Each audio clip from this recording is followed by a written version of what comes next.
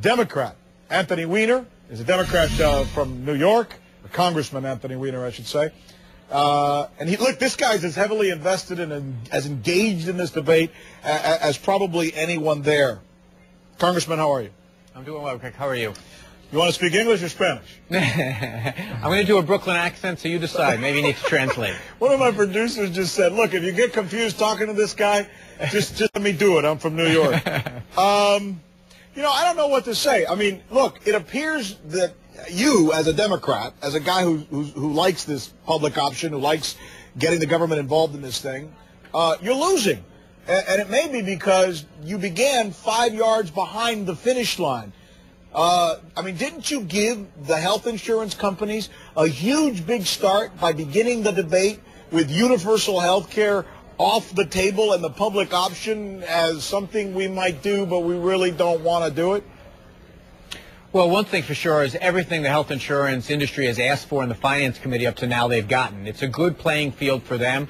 We in the House are going to keep pushing for a public option, and frankly, the president, who was our cleanup hitter, ultimately, I believe, is going to wind up mediating this dispute. And he says he wants a public option. But you are exactly right.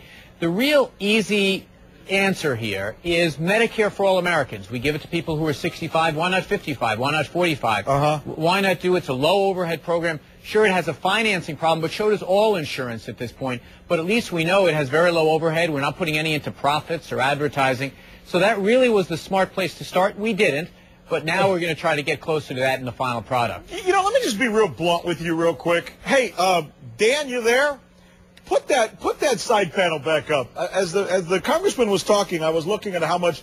You mind if I do this? I want people to know how much money you've gotten from the people who contribute to your campaigns. I want them to know how much money you've gotten. In fact, I took the figures out. I'm doing this all the time now because I'm seeing this. Maybe it's a coincidence, but I'm just seeing this thing where people who get a lot of money from these corporations, they tend to vote one way. People who don't get a lot of money, they kind of vote another way. I don't know. Call me crazy. So let me just go through what you get, right? This is you. This is Anthony Weiner. Health insurance corporations gave you 21 grand. Health professionals gave you 131 grand. Health institution 46 grand. Pharma gave you 7,000. All in all, you've gotten 207,439.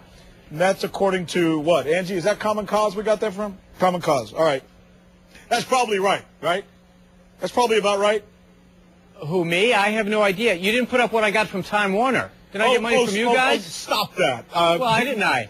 Listen, whatever it is, if I'm getting money from the health insurance companies, they're not giving it to me anymore because no one can accuse them of influencing me. No, I'm about to hold on. I'm on your side here. I'm about to show viewers the difference between a guy who's fighting them, because it looks to me, we've checked, just about everybody gets money. It's a question of how much money you get. I want to show you somebody else now. I'm going to show you somebody on the other side.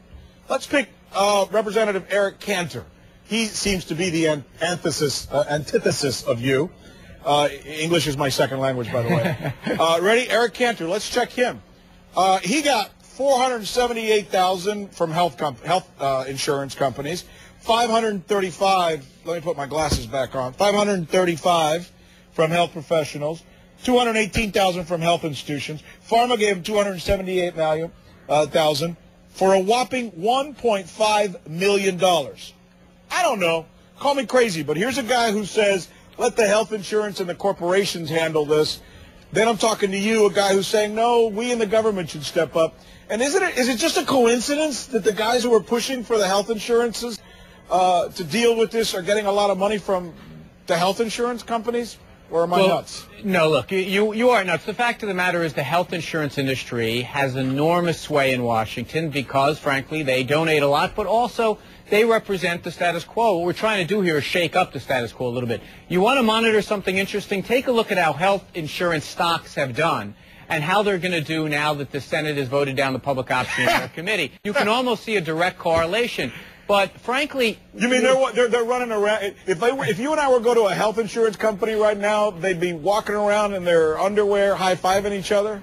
Well, I'm not sure they're with underwear, they're celebrating lampshades, whatever it's called in those commercials. I'm not sure they're wandering around in their underwear anyway. But putting that aside, Look, there is no doubt about it. On a serious tip here, there is no doubt that the public option is not going to make health insurance wealthy. So that's why they're lobbying so hard to stop it. Up to now, we've made remarkable progress, all things being equal. The health committees in the House of Representatives have all pushed for a public option.